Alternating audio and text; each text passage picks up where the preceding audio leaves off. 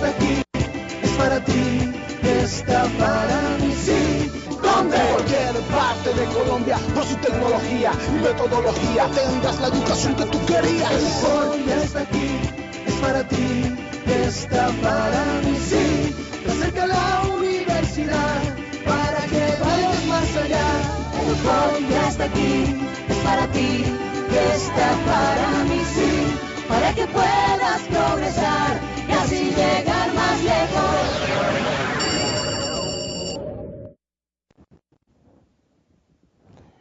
Muy buenos días, estimados estudiantes. Una vez más nos acompaña la profesora Marley B. Rodríguez Ospina en la intervención de esta segunda clase que tenemos de Ética y Educación. Un saludo muy especial a cada uno de ustedes allá que nos están sintonizando. Vamos a continuar con el ejercicio anterior. Tenemos unas premisas, unas preguntas, y vamos a ir dándole un ejercicio importante a esta asignatura, y quisiera volver a repetir de alguna manera el ejercicio anterior.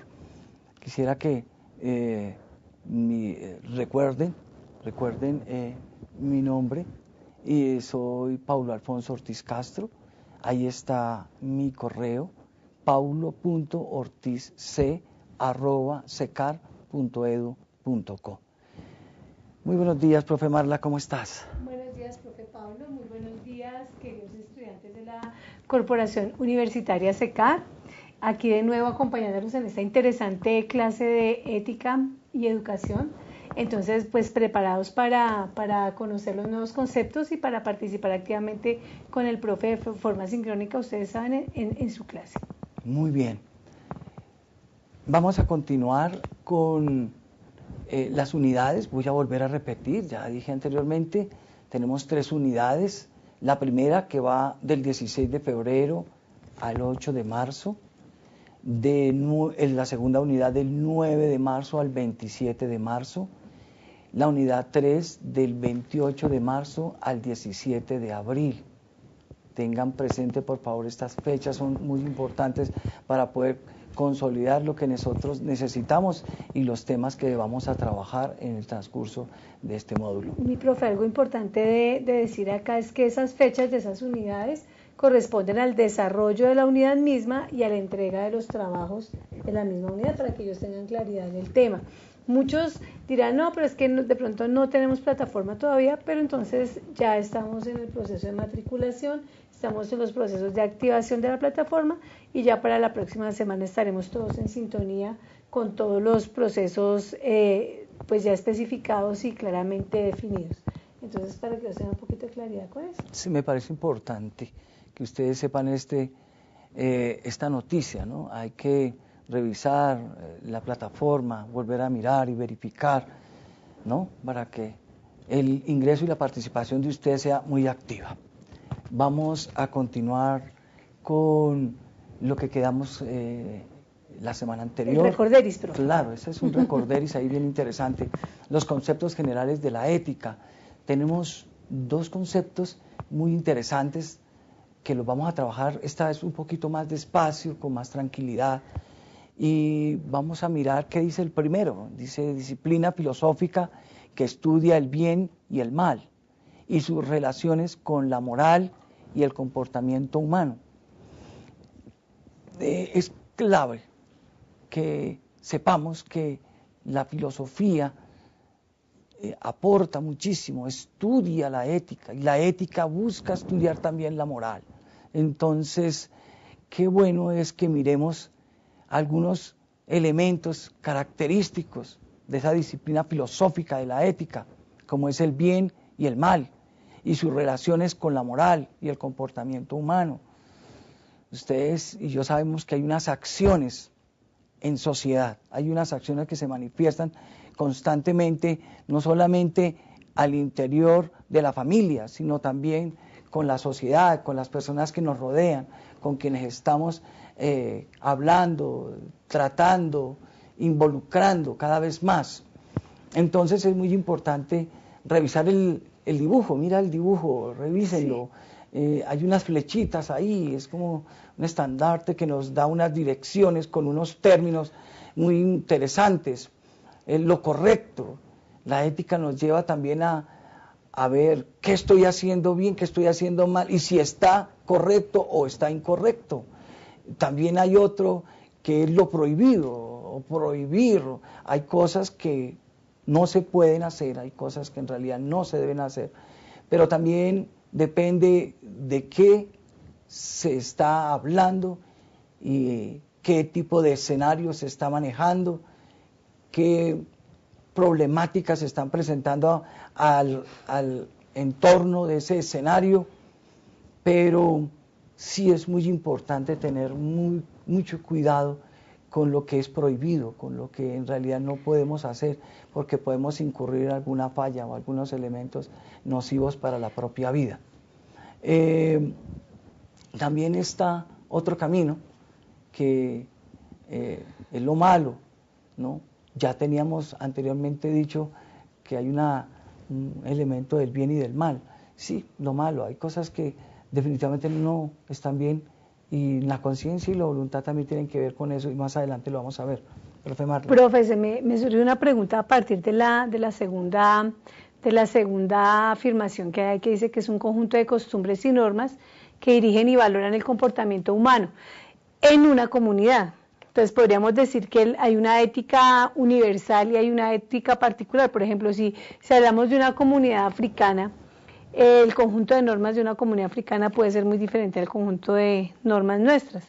Se deben regir por unas normas universales, pero son diferentes contextualmente, o no funciona así. Más adelante vamos a trabajar lo que es relativo y absoluto. Y ahí lo tendríamos que discernir, ¿no? ¿Qué es lo relativo y qué es lo absoluto dentro de ese contexto? Si es universal, y cuándo decimos que es universal, y cuándo es particular, o cuándo es relativo, o cuándo es absoluto. Más adelante vamos a trabajar al respecto de ello, porque es un tema también muy interesante. De ahí que la ética sea un conjunto de costumbres, normas que dirigen o valoran el comportamiento humano en una comunidad. Si ustedes se pueden dar cuenta, pueden observar, son conceptos muy generales. Sí. Aquí no estamos tratando de ir a una esencia exacta, correcta, por donde yo quisiera coger, más sin embargo, como es general, más adelante lo vamos a orientar hacia un elemento específico. De ahí que también vamos a trabajar, y está escrito ahí en ese dibujo, el deber y lo deontológico, y cómo se maneja lo deontológico dentro de un escenario profesional, ¿de acuerdo? De ahí es necesario que podamos nosotros arrancar con la etimología de educación. Si hablamos de ética, dimos un concepto general de ética, también quiero hablarles sobre la educación, pero quiero empezar por la etimología. Esta educación, ustedes pueden ver en la diapositiva, dice que proviene del sustantivo latino educatio, onis, derivado de educere, de educare, que es educar, criar, alimentar. Más adelante vemos educere, que también es guiar. Repito, muy importante para que no se nos trabe así el ejercicio. Educación proviene del sustantivo latino educatio. Ya, hasta ahí va. Derivado de educare. ¿Qué significa educar? Formar, ¿no? Enseñar. Ahí también tenemos que es criar o alimentar. Del verbo ducere, que también significa guiar. Es una guía. Ustedes, futuros docentes, ustedes, futuros maestros, tienen que guiar, orientar, no imponer. Nosotros ya pasamos la pedagogía tradicional, ya no existe. Ya tenemos es que hay una vanguardia, que es una educación, ¿no es cierto? Sí, con claro. unos elementos más hermosos, podríamos decir, donde podemos abordar el conocimiento crítico, ¿verdad? Y lo podemos manejar junto con nuestros estudiantes. Es que mira que es interesante ver el verbo desde esa etimología y ver que la educación nunca se ha dedicado desde sus inicios al término reproducir, que fue como lo característico de esa educación tradicional, ¿no? En esa guiar, en ese conducir, que es lo que debe ser la educación. Nosotros por eso somos los docentes, participamos del proceso educativo con el estudiante. Nosotros no somos los que poseemos el saber absoluto, por así decirlo, dentro de la pedagogía tradicional, sino somos los que tenemos un saber que nos permite guiar y conducir al estudiante a que conozca lo que tú decías ahorita, aprenda, indague, resuelva, investigue, tú decías ahorita eso, a partir de ese proceso, entonces él va a tener un aprendizaje significativo. Entonces, esa etimología de educar es fundamental para este quehacer pedagógico nuestro. O sea, nosotros no vamos a transmitir conocimiento, como tú decías, desde la pedagogía tradicional ya quedó relegado el transmitir conocimiento y lo vamos a dar con esa maravillosa etimología que dice guiar, conducir. Cuando tú guías y conduces a alguien, es una responsabilidad como un poco más grande y más absoluta frente al proceso educativo, porque no es implantar lo que yo sé, sino darle la posibilidad al estudiante de ser. No se nos vaya a olvidar, ducere, ¿no? Ducere. Guiar, conducir. Muy bien. Hay un gerundio, educando, ¿no?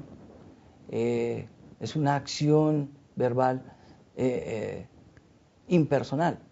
Quiere decir que no depende solo de una persona, sino de un conjunto de personas. Quiere decir que estamos educando, ¿no? No saliendo de uno solo, sino de todos. Y todos vamos a construir también ese mismo conocimiento, ¿verdad? De ahí que hay que reevaluar la pedagogía tradicional. Vuelvo y repito, eso que es tan importante. El concepto de educación, después de haber manejado la etimología, nos dice que es un proceso mediante el cual al individuo se le suministran herramientas, conocimientos esenciales para ponerlos en práctica en la vida cotidiana. O sea que eso es muy lindo, saber que nosotros los docentes, nosotros los maestros, también tenemos que llevar el corazón a las aulas de clase. Nosotros tenemos que llevar el testimonio de vida a las aulas de clase. Es muy importante.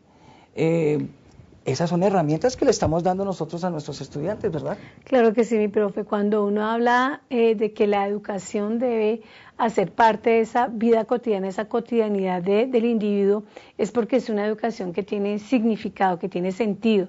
Cuando la educación solamente se queda en los textos, como a veces uno veía cuando lo educaron a uno, a veces las cosas no servían para nada. O sea, uno dice, si una cosa que te enseñan a ti no te sirve para nada, pues no tiene sentido. O sea, si tú enseñas matemáticas, las matemáticas deben servir para la vida. Si uno enseña filosofía, la filosofía debe servir para la vida. No te puedes quedar de pronto en solo las teorías. Entonces, es importante este concepto porque son herramientas lo que proporciona el maestro para que ese estudiante interiorice ese conocimiento y lo pueda aplicar a su vida. Siempre me gusta repetir el ejercicio, herramientas, no es solamente el cuaderno guía, no es solamente un cuaderno guía que uno tiene que entregarle al estudiante para que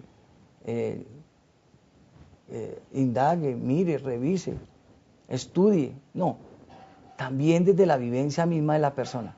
Es muy importante educar desde la vida misma y desde la misma experiencia de la vida. Ahora viene otro punto, la educación de una persona comienza desde su infancia, muy cierto. Al ingresar en institutos llamados escuelas o colegios, en donde una persona previamente estudiada y educada implementará en el pequeño identidades, valores éticos y culturales para ser una persona de bien en el futuro. Aquí hay que empezar por un elemento importante, ¿no? La infancia, los pequeños. dónde se dan los valores, en dónde se inician los valores, dónde nacen los valores, dónde está la cuna de los valores, en la familia. La familia da esa fuente importante para la vida. Si nosotros, como padres, damos mal ejemplo, pues el niño se va a llevar consigo ese mal ejemplo. Pero si el niño ve que el padre actúa bien, y es más, el docente actúa bien, maneja bien su asignatura, cree que lo que está haciendo es lo correcto, pues entonces está dando un buen ejemplo a ese infante, a ese niño. Entonces, más adelante vamos a hablar un poquitico sobre qué piensan también las instituciones educativas relacionadas con la misma educación y cómo se debe impartir a los niños, a los infantes, ¿verdad? Claro, como cuando hablamos de esa educación de primera infancia, que es en la que ustedes se encuentran ahorita capacitándose para ser docentes formadores de primera infancia, es importante entender que esa primera infancia es la trascendental en la vida del ser humano, ¿verdad, mi profe Pablo? Sí.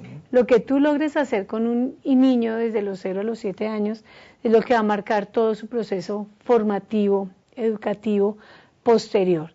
Entonces, la responsabilidad es muy grande de un maestro de primera infancia.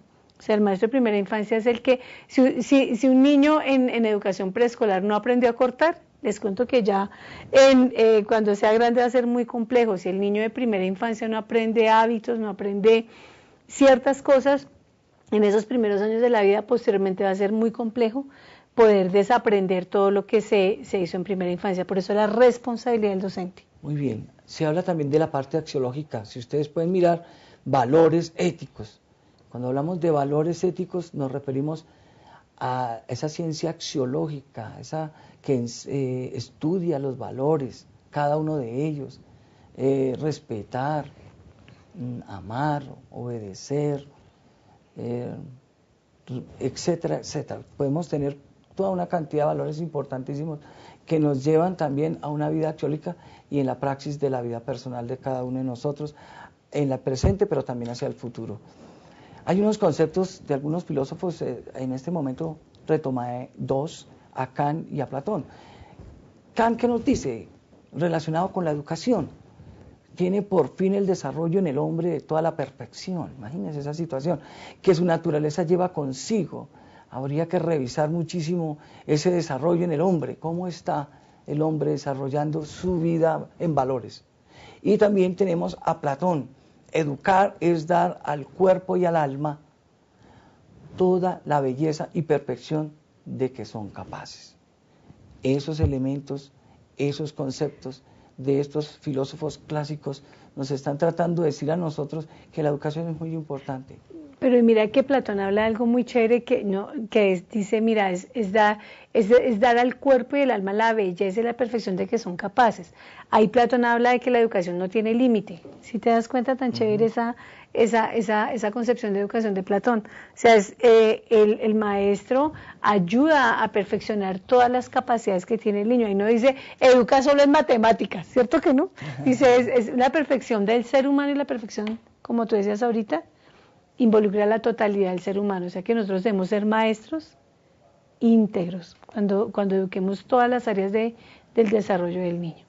Que ustedes cuando estén en un aula de clase brillen, es eso, que el cuerpo y el alma brillen. Alguien decía por ahí que los ojos son el espejo del alma. Sí. Y a veces hay personas que no tienen el concepto claro y lo que hacen es atropellar y dañar el corazón de los estudiantes, y especialmente en la primera infancia. Eso es grave. Y para nosotros, como docentes, llevar la ética y la educación al corazón del niño es crearle un mundo hermoso para la vida. Y que ellos puedan llegar a su casa a compartir con su mamá y con su papá toda esa riqueza que se puede dejar en el aula de clase, relacionado con los valores, pero también con la vida misma, insisto en eso. Hay una pregunta, hay una premisa muy importante aquí: ¿cuál es la diferencia entre ética y moral? Eso lo manifesté en el programa anterior y espero que hayan hecho el ejercicio. ¿Cuál es la diferencia entre la ética y la moral? Vamos a mirarla y vamos a revisar algunas diferencias. Si ustedes pueden observar la diapositiva, hay una raíz griega y hay una raíz latina. La raíz griega nos habla del eidos, y eidos traduce carácter, un carácter. Empezamos bien, después miramos moral. La moral viene de la raíz latina, mos, que traduce costumbre. Si ustedes se pudieron dar cuenta, observaron en los conceptos generales, allí había todos unos elementos mezclados, porque eran elementos conceptuales. Aquí no, aquí los estamos dando uno por uno, estamos diferenciando, estamos ya colocando algunos elementos importantes para cada uno de ellos. Por ejemplo, en la ética, decimos que es conducta, una manera de comportarse. La conducta es aquella manifestación de la persona que dice cómo se siente, es esa manera de vivir. A veces los niños llegan al aula de clase con unas conductas complicadísimas, porque en la casa hay problemas y hay dificultades, y no les están enseñando desde un inicio el eidos, es decir, el carácter. En algunos niños forman caracteres débiles, con dudas, con desánimo, no tienen una autonomía en un ejercicio hermoso, aunque varios autores nos hablan que la primera infancia se llama la heteronomía que la autonomía, pero hay que ir manejando también dicha autonomía en los niños. Los niños también necesitan ir tomando su propio carácter, su fuerza interna, ¿no? Hay niños que son muy inseguros y la inseguridad es terrible, puede crear una situación de vulnerabilidad en el futuro, la cosa más impresionante. De esto conozco casos de muchos niños que en la casa los tratan mal, les dicen es que tú eres, con todo respeto el término, un bruto, o les dicen eres un burro, y no van a crear en el niño un carácter definido, un carácter hermoso, donde ellos también puedan tener la oportunidad de pensar y de analizar, sino que ya los están bloqueando y están bloqueando su carácter. Y de ahí también su forma de comportarse en cualquier sitio, no solamente en un aula de clase, sino en cualquier lugar. Por eso es muy importante ir manejando, ir ayudando desde la heteronomía a la autonomía, esa fortaleza ética en los niños. Es claro que la moral viene de la raíz latina mos, que significa costumbre. Son los elementos costumbristas que nosotros recibimos también de nuestros ancestros, de nuestros antepasados, de la abuelita, el abuelito. Ellos nos van enseñando cosas muy bonitas, incluso de ahí que en la moral vienen elementos importantes como la disciplina. Es lo que ya, si ustedes pueden observar, en la ética es la conducta. Siempre nos han calificado a nosotros conducta y disciplina, pero no sabemos discernir qué es conducta y qué es disciplina. Pero aquí sí es muy importante que ustedes en esta diferencia vean que esa disciplina tiene que ver con las normas generales, con los preceptos, pero también los mandamientos, o si estamos hablando a nivel social, la Constitución del 91, normativa del Estado, y una cantidad de elementos que nos pueden ayudar a nosotros a mirar qué es la moral. Entonces, les dejo, voy a hacer un ejercicio muy interesante. Una persona que no le da el puesto a una señora en el transporte urbano, puede ser el Transmilenio, ¿deja de ser ético o no deja de ser ético? Ahí tendríamos que analizar ese contexto, ¿no? Y si la persona que no cede el puesto a esa señora, a esa viejita, a esa persona que está embarazada, por ejemplo, que por lo general, ¿no? Sí. Y entonces decimos, no, es que esa persona no es ética. No, esa persona no deja de ser ético, porque tiene un carácter. Es muy posible que él haya dicho, no, yo llegué primero, pues allá la señora, pero yo llegué primero. Tiene un carácter, nadie se lo puede quitar, es ético. Muchos políticos en el área de la sociedad vemos que son éticos y trabajan y construyen su imperio a punta de corrupción o de toda una cantidad de elementos. Eso tendríamos que analizarlo. Y uno diría, no, no es una persona ética. Pero aquí habría que discernir bien. Piénsenlo. Miremos. Pues les doy la respuesta. No deja de ser ético una persona que no le da el puesto a la señora o al señor discapacitado, ¿no? ¿Qué hace que esa persona se vuelva ético integral con la moral? Porque la moral te da una disciplina y te da unas normas costumbristas.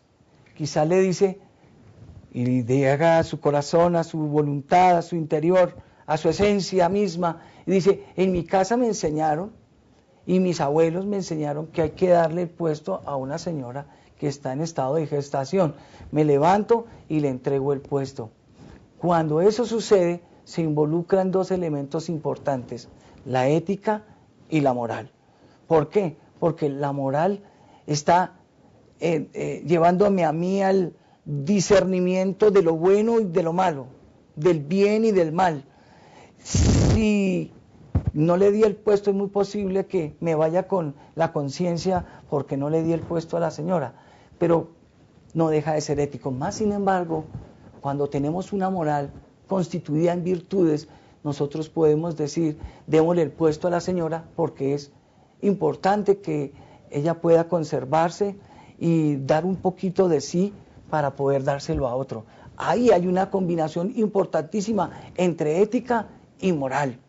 Entonces uno dice, bueno, profe, entonces si yo le doy el puesto a la señora, entonces es porque soy moral y soy ético, perfecto. Y si yo no le doy el puesto a la señora, entonces dejo de ser moral. Ahí tendríamos que pensar, no dejaría de ser ético, pero sí miraríamos qué pasa con la conciencia y con las costumbres que le enseñaron sus padres. De ahí que es muy importante que ustedes manejen su carácter, pero también lo compaginen y tengan una vida integral con la moral. De ahí que la filosofía estudia la ética y la ética busca estudiar también la moral y se vuelve todo un compendio en el ejercicio antropológico, sociológico, psicológico y demás, que es muy importante tenerlo presente con todas las demás ciencias, porque la ética también involucra la psicología, las emociones de las personas, cómo te sientes con los demás, la antropología, porque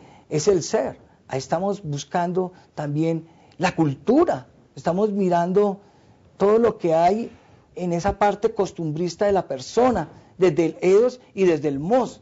Pero también está la epistemología, el conocimiento. Tengo que conocer la norma, tengo que conocer la regla. El que yo no conozca la regla no quiere decir que no la tenga que llevar a cabo o la tenga que aplicar. Tengo que aplicarla y tengo que llevarla a cabo. Aún hay personas que podría decirse la ignorancia es atrevida, ¿no? Mas sin embargo, sí es necesario que desde la epistemología nosotros podamos mostrarle a nuestros estudiantes el conocimiento mismo de la ética y de la moral. Y de ahí todo un proceso, los procesos que se ven en la parte educativa, en el área de la psicología, de la pedagogía y demás, que más adelante de pronto lo vamos a seguir manejando y trabajando. Mis estimados estudiantes, no se les vaya a olvidar, este tipo de ejercicio. Si ustedes quieren ser integrales, utilicen la moral y utilicen la ética. Moral es esa costumbre que está entre nosotros, esas costumbres de nuestros ancestros que nos enseñaron a comer bien en una mesa, que nos enseñaron a ceder un puesto, que nos enseñaron a ser educados y así sucesivamente. Y de la ética, que viene un carácter desde la primera infancia, que nos van diciendo cómo tengo que comportarme también en la sociedad. Dos elementos importantes, integralidad total, pero con estas diferencias que son muy, muy importantes. Ahora bien, necesitamos revisar otro elemento importante dentro del ejercicio ético, porque si atrás, me devuelvo, si atrás hay una ética y una moral, esa ética y esa moral tiene que estar en un sujeto, en alguien, no en animales, personas y cosas. Hay que revisar qué pasa ahí.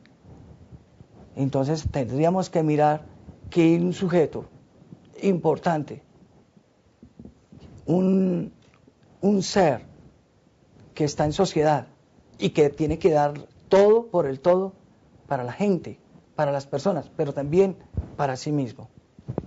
De ahí que necesitamos indagar el sujeto ético. Decimos que los sujetos éticos son los protagonistas de la ética. Eso es claro.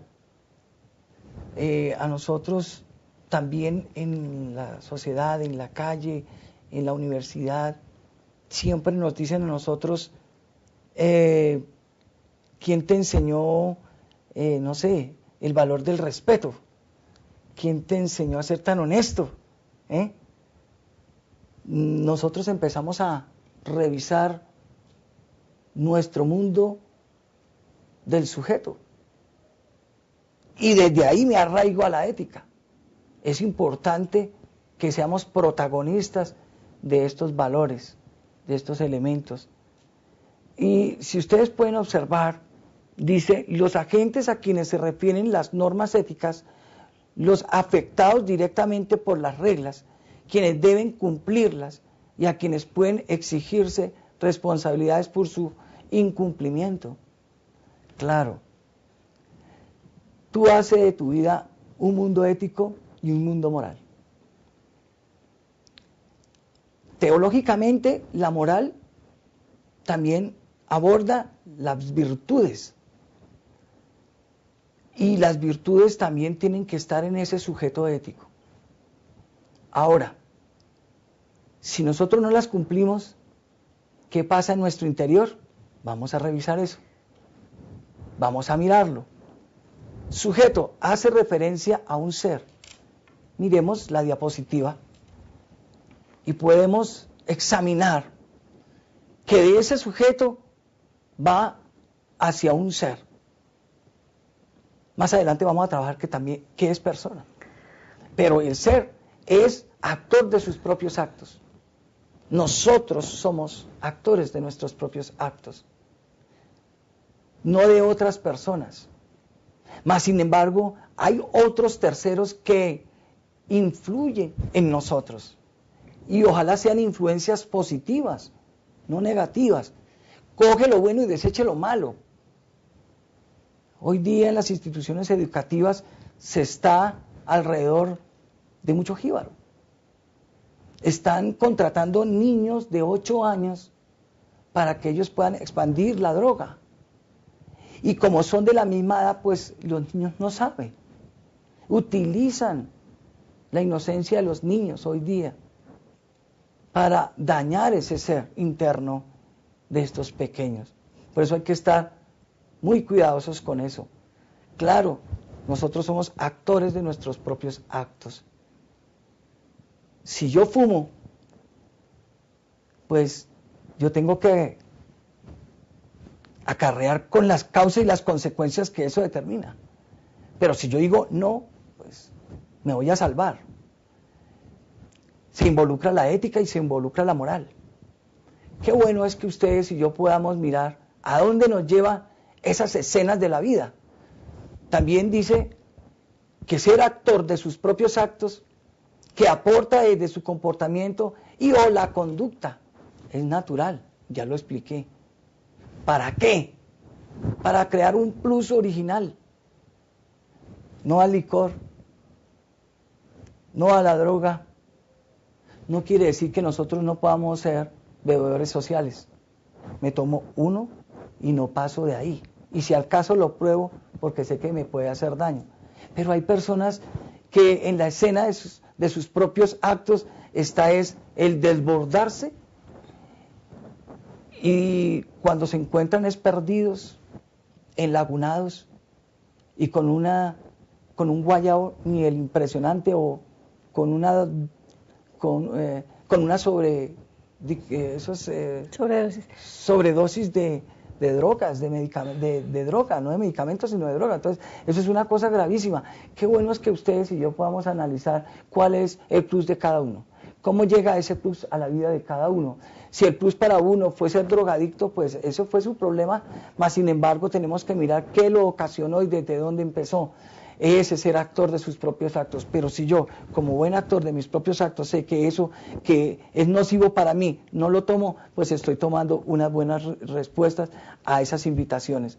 Mi plus original, ser un buen estudiante, ser un buen profesional, acatar las normas, acatar las reglas. Claro, eso también es importante dentro de la ética y la misma moral, que responde de una decisión y una voluntad. Se los dije anteriormente, aquí tenemos la respuesta desde el ser, que es actor de sus propios actos, que aporta desde su comportamiento y o conducta a un plus original. Seamos originales. Hay grandes escritores, hay grandes profesionales, arquitectos, docentes, educadores, hay excelentes. Entonces hay que mirar cómo estoy. Yo le tengo que dar mi plus, ¿no? Y dejar huella en la sociedad. Eso también es importante. Eso es un plus original desde una ética y desde una moral. Pero ¿viene de dónde? De una decisión y de una voluntad. Hay algo importante dentro de todo este contexto que tú has manejado, y la parte del sujeto ético. Y uno ve en los colegios que entonces se trabajan los valores, ¿no? Entonces, cada semana un valor, cada mes un valor. Pero entonces, si el valor, como veíamos, todo este tema no va anidado, sobre todo en primera infancia, cuando tú hablas de la heteronomía, a todo ese proceso vivencial y a todo ese proceso el niño en esa edad imita todo lo del adulto, pero entonces vivimos en un escenario pedagógico donde hay disputas, donde no hay acuerdos, donde no se empiezan a colocar las normas, donde no se empiezan a vivir las normas. Con los pequeñitos toda esta vivencia del sujeto ético y el empezar a construir normas se hace a partir de los cuentos. Los niños no tienen autonomía, o sea que ellos no pueden hacer ese proceso de interiorizar la norma que lo hace ya un niño de 7 años. Entonces ya sabe por qué debo comportarme de esta manera.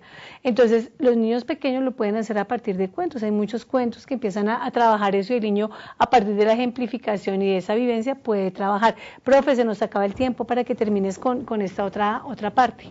Muy bien, quiero redondear el ejercicio con la moral y la sociedad, ya que hablamos de la diferencia entre ética y moral. También es muy importante mirar la moral desde el punto social, ¿no? La ética nace como una reflexión del comportamiento humano, de modo que sus ideas versan sobre lo que es bueno y lo que es malo. Ya lo trabajamos, ya miramos el ejercicio, ¿no?